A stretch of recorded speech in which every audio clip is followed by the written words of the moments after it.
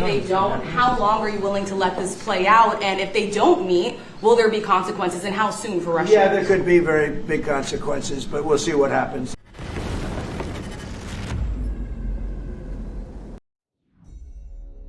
Satellite images have revealed 6 strikes on the Deng Xiaoping logistics complex in the Alabuga district of Tatarstan, where Shahed kamikaze drones are stored.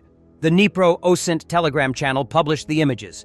The attacks, conducted by the Security Service of Ukraine on August 9th and 12th, 2025, inflicted significant damage on the facility, located approximately 1,300 kilometers from Ukraine. The photo shows traces of 6 hits, as well as repaired sections of the roof. This is also confirmed by the damaged VTB sign on the warehouse roof. Some of the holes have already been patched, but they had to sacrifice the neat WTB VTB sign on the warehouse roof, noted the author of Dnipro-Osint. The first strike on the Shahed storage terminal in Tatarstan took place on August 9th, 2025, when a Lyuti strike drone hit the target. The attacks were carried out by long-range drones from the Alpha Group of the Special Forces of Ukraine. The terminal was used by companies supplying products and industrial components to Russia, some of which were intended for the production of Shahed drones in the Alabuga Special Economic Zone. The second strike was carried out on August 12, 2025. It was also confirmed by the SSU. Long-range drones of the Alpha Group once again hit the logistics hub, where ready-to-use Shahed drones, as well as foreign components for them, were stored. The lack of detonation is likely due to the fact that the hub stored Shahed airframes without warheads. Warthog Defense previously reported that the Ukrainian defense forces had struck infrastructure at the Donetsk airport that the enemy had planned to use for Shahed kamikaze drones. The second anniversary of the death of Wagner Group head Yevgeny Prigozhin in a highly suspicious plane crash has been marked by retrospectives from many Russian war bloggers. Anastasia Kashavarova, who was close to the Wagnerites, explains what happened after the crash. Kashavarova was on a flight from Moscow to Minsk to meet Wagner members at their base in Belarus. While en route, she learned that a plane carrying the entire core leadership of Wagner had crashed in Russia. Upon arrival, Granite met me with an escort from the special services. Because the musicians Wagnerites were not allowed to move freely around Belarus, for some reason, our telegram channels began to lie that the planes with the musicians were leaving Belarus, that their camp was cordoned off by special forces of the Belarusian security forces. In fact, everything was calm. No one was chasing the guys anywhere. There was no persecution of the Wagners either in Russia or in Belarus. Lukashenko's people arrived and said, "Stay until everything is cleared up."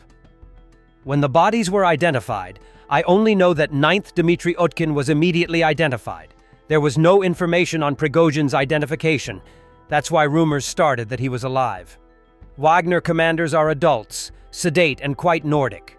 They do not panic and do not make hasty decisions. It was decided to hold a council of commanders after the funeral, after 9 days. No one was in a hurry. No one fought for the brigade commander's chair. The main thing was to pay tribute to the memory of the deceased leadership and say goodbye, observing all the Orthodox canons. But many already knew that after 9th, Ratibor Alexander Kuznetsov enjoyed the same authority in the company. He was supposed to become the new head of the PMC private military company. But on the day of his death, only one commander immediately left his place of deployment and went to Prigozhin's son to enlist support and become the head of the company. So the composition of the commanders was incomplete. Many did not participate in the council because they were in African countries. And with the support of Prigozhin Jr., Anton Lotus Elizarov was not elected but appointed as the new commander. In parallel with the intrigues in Wagner itself, there was a behind-the-scenes struggle for the continuation of the PMC.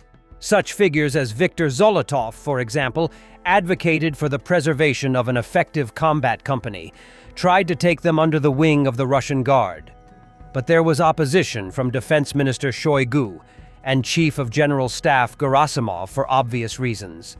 A conflict with Prigozhin, the Ministry of Defense leadership, and the general staff then wanted to consign the company and the name Wagner to oblivion.